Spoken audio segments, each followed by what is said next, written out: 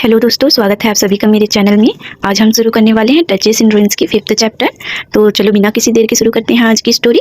तो स्टोरी की शुरुआत वहीं से होती है जहां पर डचेस के भाई ने अपने फादर से कहते हैं, फादर अब क्या करें, एडले उस भाड़े के सैनिक की नौकरानी बन गई है।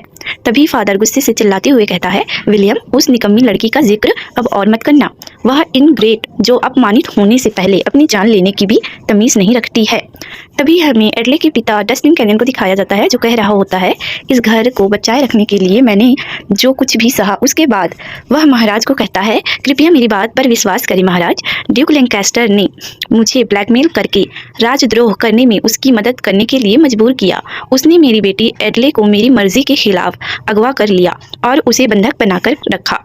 तो एक पिता होने के नाते मैं उसे कैसे मना कर सकता था। ऐसी बात सुनकर महाराज बोलता है, अच्छा ऐसा है, यदि आप इस बात पर जोर देते हैं कि हाउस ऑफ कैनियन निर्दोष है तो मुझे यकीन है कि डचेस एडल लैंकास्टर के भविष्य के बारे में आपके पास कहने के लिए कुछ नहीं है। तभी काउंट कैनियन मन में कहता है, मैं भी शामिल। ये सोचने के बाद फिर वह महाराज की हाँ में हाँ मिला देता है। जी हाँ बिल्कुल महाराज, बेटी की शादी हो जाने के बाद वह परिवार का हिस्सा नहीं रह जाती है, उसका हमसे कोई लेना देना नहीं है। ये सब वह घुटनों के बल बैठ गया और उससे दया की भीख मांगने लगा। साथ ही मैंने उसे ड्यूक के परिवार के रहस्यों के अलावा अपनी आधी संपत्ति भी देने की पेशकश की। मुझे जिस उपहास और अपमान का सामना करना पड़ा उसके बावजूद मैं जीवित बच गया। आगे वह सोचता है, the marks of the tuberin imperial family, उसने अपनी अयोग्य पिता के बाद सिंहासन संभाला और सिंहासन की शक्ति को मजबूत करने के लिए एक आम आदमी को नियुक्त किया। जब तक लक्ष्य साधने के लिए उपयुक्त हो वह कुटिल और दुर्भावनापूर्ण तरीकों से डरता नहीं है। वह मेरे घर को एक उदाहरण बनाकर उच्च कुलीन वर्ग को नियंत्रण में रखने की कोशिश कर रहा है। उसने उस मूर्ख एडल को उस गंदे भाड़े के सैनिक का खिलौना बना दिया। कैनियन हाउस की प्रतिष्ठा को धूमिल करने और अन्य रईसों को चेतावनी देने के लिए ये सब वह सोचते हुए कहता है। जी हाँ, वह शुरू से यही तो चाहता था। फिर वह सोचता है, क्या उसकी हिम्मत है मेरी इस तरह मजाक उड़ाने की। क्या तुम्हें लगता है कि तुम मुझे महान डस्टिन बहला फुसलाकर बच निकलोगे। काउंट कैनियन अपने बेटे को कहता है, विलियम जेफरी फिलहाल शांत रहो।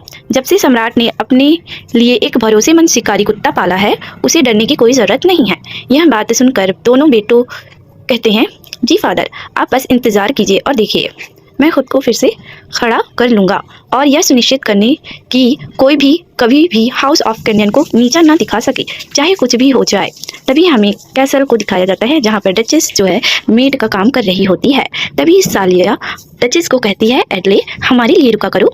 तभी डचेस कहती है, सालिया और लैला आप चादरें सुखाने के लिए जा रहे हैं ना, इसे अकेले करना आसान नहीं होगा।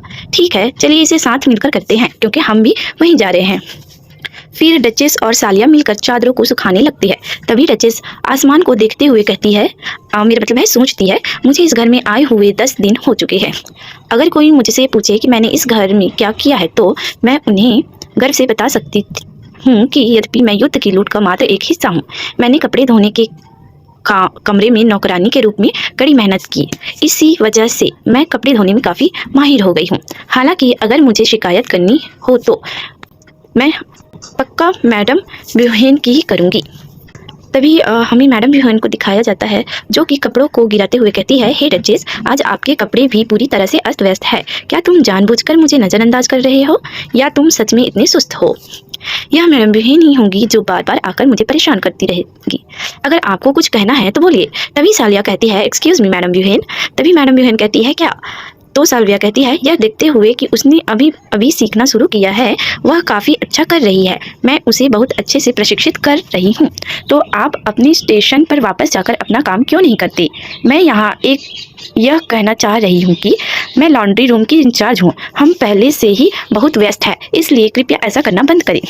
व्यस्त रहना एक बात है, लेकिन तो फिर आप उसे यह क्यों नहीं दिखाते कि यह कैसे किया जाता है। ये लो गंदा कपड़ा, क्यों ना तुम इसे दिखाओ कि इसे अच्छे से साफ कैसे करते हैं। ये सुनकर मैडम ब्यूहेन कहती है हकलाते हुए, मैं अब तुम्हें छोड़कर जा रही हूँ, लेकिन मैं तुम पर नज़र रखूँगी, अपना काम ठीक से करो। तभी डचेस कहती है, सालिया क्या तुम्हारे लिए ऐसा कहना ठीक है। तभी सालिया कहती हैं, इसमें आपत्ति की क्या बात है, मैंने ये तुम्हारे लिए नहीं किया, इसलिए चिंता मत करो। अगर वह इसी तरह आती जाती रही तो यह हमारे लिए भी परेशानी का कारण बन जाएगी। सालिया की बात सुनकर डचेस कहती हैं, फिर भी धन्यवाद। फिर सालिया कहती हैं, खैर ऐसा तो नहीं है कि वह हमसे बदला लेने की कोशिश करेगी, इसीलिए चिंता मत करो। अचानक से हमारी भोजन की मात्रा थोड़ी कम हो सकती है, लेकिन वह भी कुछ दिनों में ठीक हो जाएगी, इसलिए आपको चिंता करने की कोई ज़रूरत नहीं है। वह बिल्कुल उसी तरह की इंसान है। ठीक है, हमें बहुत काम करना है, तो चलिए वापस काम पर लग जाते हैं। तभी डचेस मन में सोचती है, द हेड हाउसकीपर जो मुझे पूर्व डचेस को परेशान कर रही है, सालिया जो मेरी मदद ऐसे करती है मानो उसे इस बात की परवाह ही ना हो कि मैं युद्ध की लूट का हिस्सा हूँ, और वे दूसरी नौकरानियाँ जो मेरी वजह से परेशान हैं, मुझे तो उनसे बात करने या इस सब के बारे में उनकी राय जानने का मौका भी नहीं मिल रहा है। मुझे उम्मीद है कि मैं उन्हें ज़्यादा परेशानी नहीं दे रही हूँ। मुझे आश्चर्य है कि क्या वे सब ठीक हैं? शायद उनके पास किसी और के बारे में सोचने का समय नहीं है। काम इतना ज़्यादा है कि मेरे हाथों में छाले पड़ गए हैं और त्वचा फट गई है। मुझे नौकरानियों की भी चिंता होती है, लेकिन काउंट क्रिसस ने पिछले 10 दिनों में मेरे बारे में नहीं पूछा है। ऐसा लगता है मानो वह मुझे पूरी तरह से भूल गया हो। मुझे बस इस बात की राहत है कि मैं नौकरानी बनकर रह सकी। क्या मेरे ऐसे कहने से मृतकों को गुस्सा आएगा? लेकिन मैं लैंकास्टर का परिवार से छुटकारा पाकर बहुत खुश और आभारी हूँ। मैं कल भी अपना सर्वश्रेष्ठ प्रदर्शन करने की कोशिश करूंगी। यह सब सोचकर वह सो ही रही थी कि अचानक से खटखटाने की आवाज़ आती है। तभी वह फिर से प्रार्थना करने लगती है, मैं प्रार्थना करती हूँ कि आज का दिन भी शांतिपूर्ण ढंग से समाप्त हो। मैं प्रार्थना करती हूँ कि रात शांत रहे। मुझे उम्मीद है कि मैं कल एक और सेब खा पाऊंगी। तभी फिर दरवाज़ा खटखटाना की आवाज़ आती है, जिससे वह डरकर उठकर बैठ जाती है और सोचने लगती है, इस समय कौन हो सकता है? ऐसा हो ही नहीं सकता। लेकिन क्या हो अगर क्राउन क्रिसस ने अपना मन बदल दिया? क्या वह मेरे पास आया है? डचेस डरते डरते कहती है, कौन है? तो दोस्तों आज की स्टोरी यहीं तक है। अब आगे क्या होगा आप लोग गेस करके बताओ मुझे, और मिलते हैं अगले एपिसोड में। तब तक के लिए टाटा बाय बाय।